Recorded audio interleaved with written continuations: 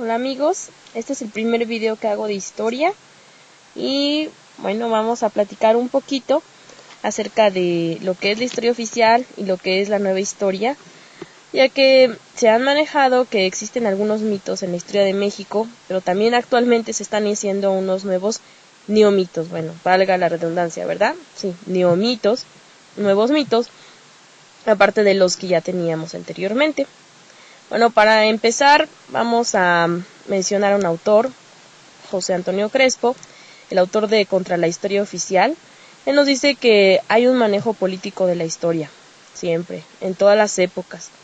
Se han ocupado algunos sucesos del pasado para poder justificar algunos del presente o para crearse un pasado glorioso de algún pueblo, por ejemplo. Incluso se ha podido aplicar esto al destino manifiesto también de algunos pueblos.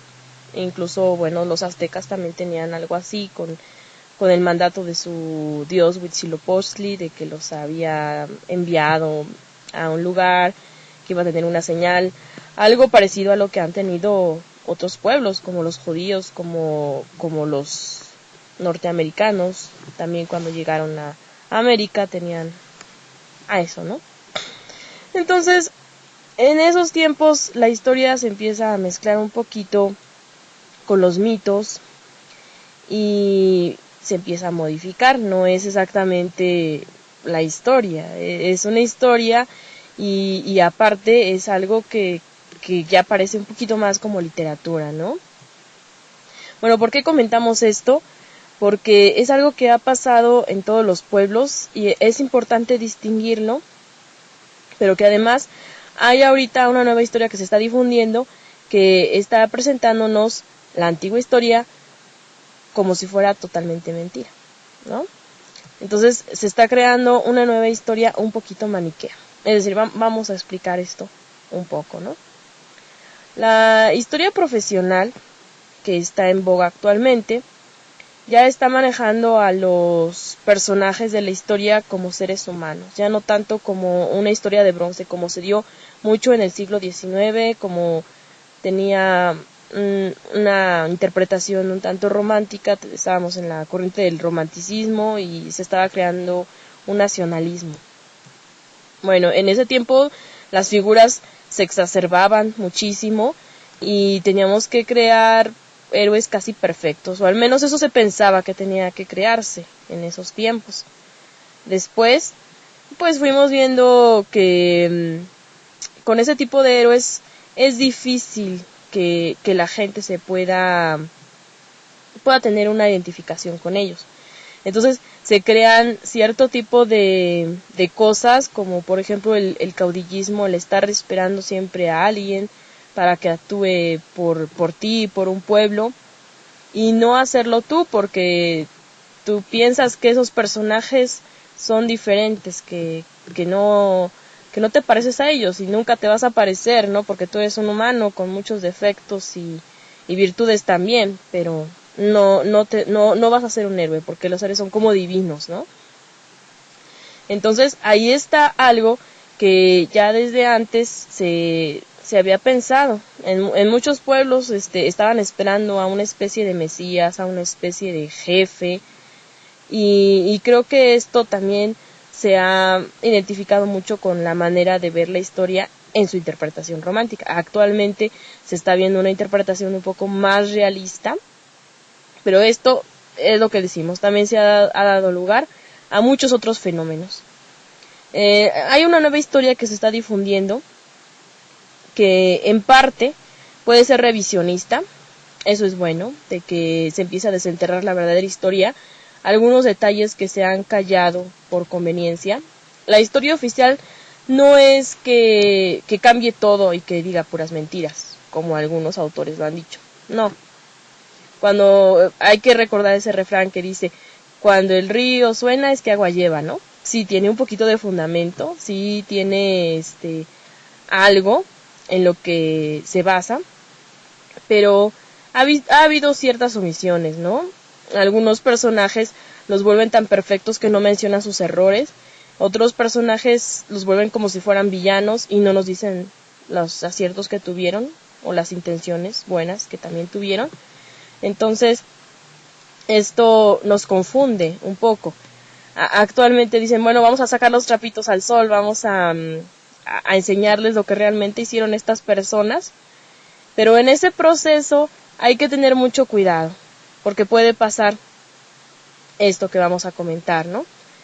Y que alguna vez manejé en una columna de historia, en la columna Bicentenario, en el diario Infórmate, que fue en el año 2010, que en muchas ocasiones desmitificar al héroe viene junto a odiar al héroe. Es decir, te enteras de que no es como tú pensabas, no es perfecto, y a lo mejor sufres una gran decepción, pero entonces empiezas a sacar más lo malo que lo bueno y te termina cayendo muy mal, puede ser, ¿no? Entonces no es el caso. Humanizar al héroe no debe de significar odiar al héroe, simplemente hacerlo humano, saber que no es de bronce. Y igual pasa con los villanos, ¿no? O sea, sacar lo bueno de ellos no significa que hayan sido santos, por algo también están donde están. En historia lo que más se analiza son las consecuencias de los actos de las personas, las consecuencias en su vida pública o política, que tuvo gran injerencia en una gran cantidad de gente, no tanto en su vida personal. Eso es lo que más se toma en cuenta, las consecuencias políticas y sociales que tuvieron sus acciones. Entonces, desde ese sentido, los personajes no son buenos ni malos, tienen de las dos partes, ¿no? Por eso es que lo advierto, vamos a derribar algunos mitos en la historia oficial, pero también no vamos a voltear la historia al revés, como es algunos tipos de historia que he visto que se hacen actualmente, eso hacen, ¿no? Al villano lo vuelven héroe, al héroe lo vuelven villano, y total que se vuelve a crear una historia maniquea, donde se venera a algunos como santos y a otros se les odia. No es el caso, la historia no está para juzgar a los héroes, está para entender lo que hicieron, porque vamos a juzgar lo que estamos haciendo ahorita, en el presente, que juzgar tiene que tener un sentido práctico, no podemos juzgar el pasado de esa manera, más bien lo que tratamos es de entenderlo, para poder entender también mejor nuestro presente. Y esta ha sido una introducción para una serie de pequeños videos acerca de historia, donde vamos a ir explicando estos mitos y neomitos en la historia de México, haciendo énfasis en que siempre tenemos nosotros que investigar. No podemos quedarnos nada más con una versión o con otra. Y es mejor, además, que la contrastemos. En la historia existe algo que se llama crítica de fuentes, y es por eso que si tú, por ejemplo, pides una fuente y dices, bueno, ¿dónde encontraste eso, no? Por ejemplo, no sé, ¿dónde encontraste que los niños héroes no existieron? Y te dan una fuente, ¿no? A lo mejor esa fuente tiene alguna tendencia. Entonces hay que buscar en varias. En otro te van a decir si existieron. La verdad, bueno, ya lo iremos platicando. La verdad es que sí existieron. Es verdad que no eran niños, eran adolescentes, pero en ese tiempo se consideraban menores de edad, eran como si fueran niños, eran muy jóvenes. Y bueno, realmente los nombres que están fueron los cadetes que fallecieron. Hubo muchos más que no fallecieron, pero que también lucharon en ese momento. Y bueno, desde mi perspectiva, todos ellos, los cadetes, pues sí fueron héroes, realmente. Lo que tal vez fue mito fueron algunas de sus historias. Algunas de ellas estaban contenidas en un poema como para hacerlo un poco más romántico. Recordemos que en el siglo XIX estaba esa perspectiva, esa manera de interpretar la historia de manera romántica, pero ya veremos con más calma este mito. Solo lo pongo como ejemplo. Es decir, si te dicen una fuente y es alguien que está en contra de que digan que hay niños héroes, pues te va a decir eso, ¿no? Entonces hay que considerar las ideas de quién lo escribe, por qué lo escribe, en qué época, y ya vamos haciendo un rompecabezas un poquito mejor, porque también en el pasado, en el siglo XIX, por ejemplo, si leemos la literatura de los conservadores, van a defender a su facción. Si leemos la literatura de liberales, van a defender su ideología. y muchas veces se va a contraponer. Entonces eso es lo que tenemos que contrastar. Hay algunas historias muy interesantes en donde incluso liberales y conservadores están de acuerdo y reconocen en muchas ocasiones el valor del enemigo, y eso es algo muy bueno.